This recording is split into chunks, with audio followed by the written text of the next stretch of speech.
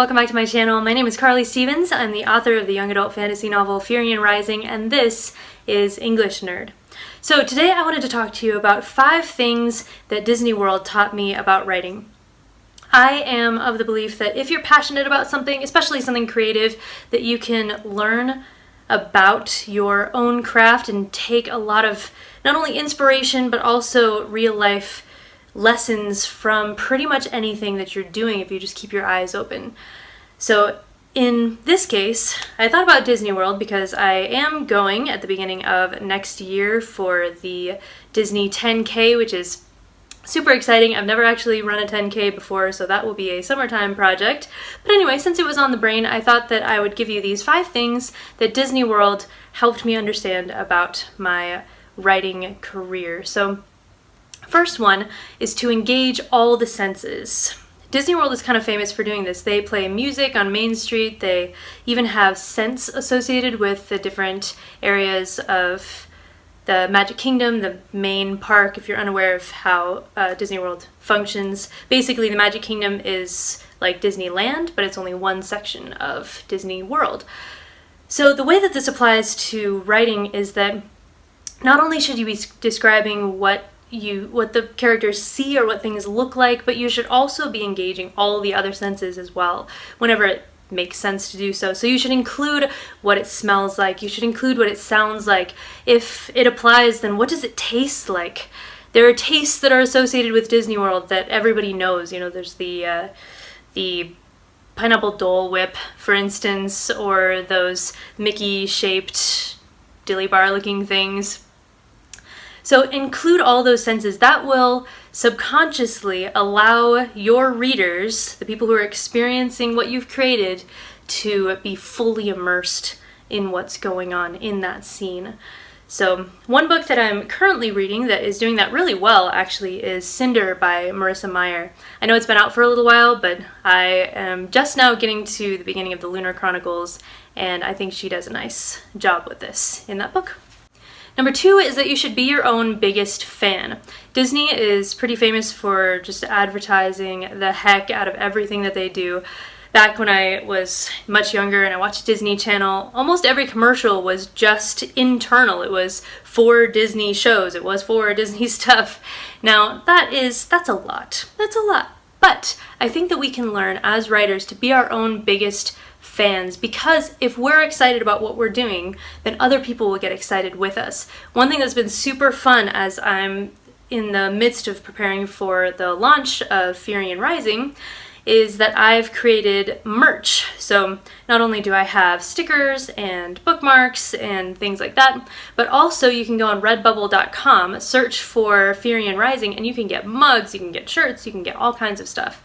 And if you're like me, then bookish merch is so much fun. I know it's not everybody's cup of tea, but just having some of those extras, because I'm just creating the possibility for a major fan, essentially.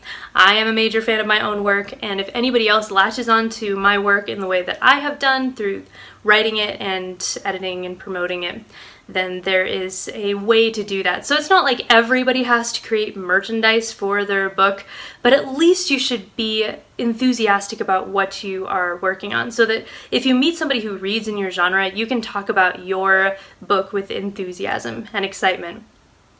That's one thing that I've kind of had to work on, because I know that some people will absolutely love this story, but then other people who don't read young adult fantasy, for instance, might not love it to the same degree. So I've been working on being excited even with those people who might not read the genre as much, because you never know.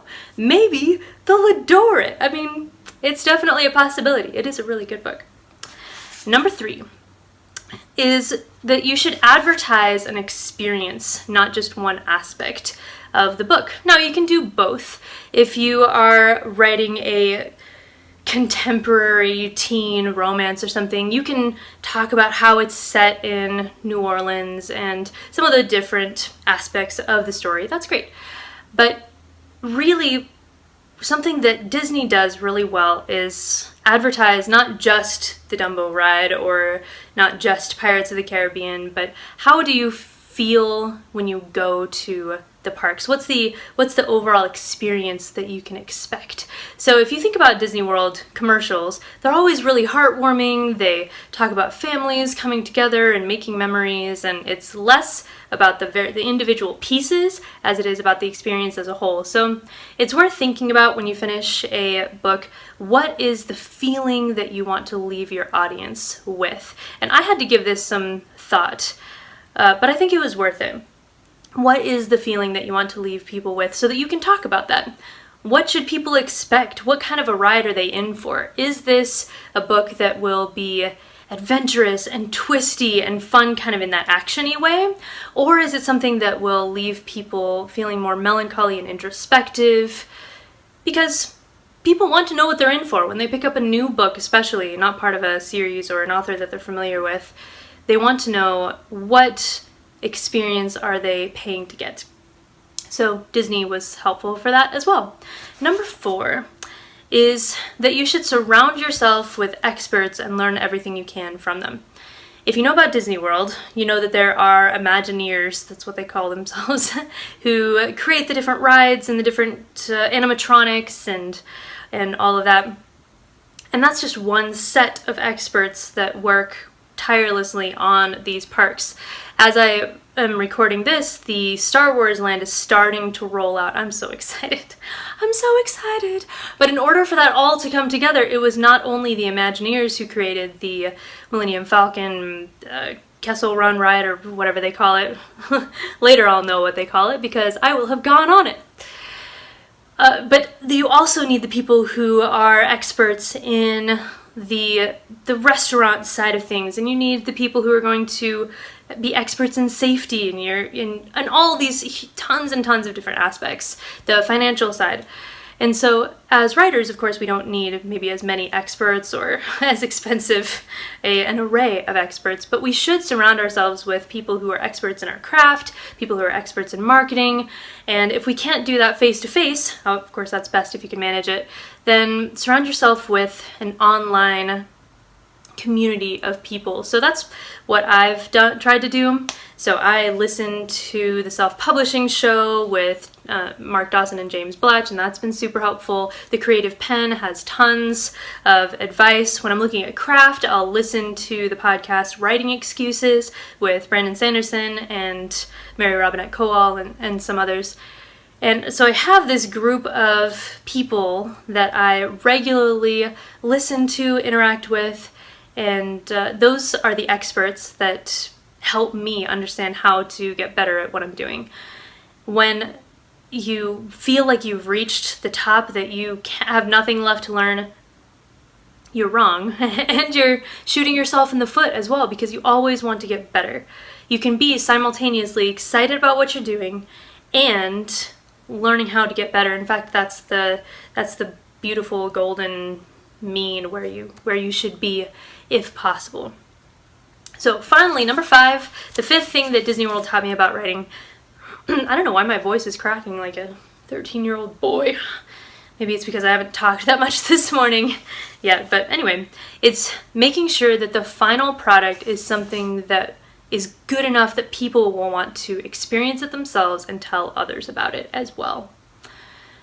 This one is tough. This is where the work comes in. There's work through the entire process of writing a book, but do your best to make the best product that you can. I'm not saying you should wait until something is perfect to push publish or anything, but I am saying don't publish the first draft. Do not. Don't do it. You'll regret it later. It is not the way to go. So do your best to create something that will satisfy the reader and be good enough to tell somebody else about. So you don't tell other people about something that's just generic or was just okay. You tell other people about something that really moved you or excited you or was like those other things that you enjoy, but it was that much better. There was a twist to it, or there's something that makes it stand out. So keep that in mind as you are finalizing your work. Try to create something that you would tell others about if it weren't your own work. Disney World strives to create experiences that others will tell people, or that people will tell others about. And that's not only the rides, that is in the different funky beverage options you can get at the Avatar land. That is the funky shows that suddenly appear out of nowhere on the street. That is the merchandise that you can't get anywhere else. That is in all aspects of the experience. So as much as you can, again, it's a very different thing writing a book and then Disney World, but taking a hint from Disney World's book, that's not, you get what I'm saying. Try to create those peak experiences for whoever your audience is so that they will come back for more and they will tell others about it. The best advertising for your book is the book itself. So make it as good as you can possibly make it, and very, very best of luck. Okay, well, I hope you enjoyed this video. If you did, make sure to subscribe, like this video if you like it, and tell me, what have you learned about writing from an unlikely source? Put that in the comments below. I would love to hear what you have to say, and I'm sure everybody else watching this video would appreciate that as well. Okay, until next time, I'll see you on Monday. Bye.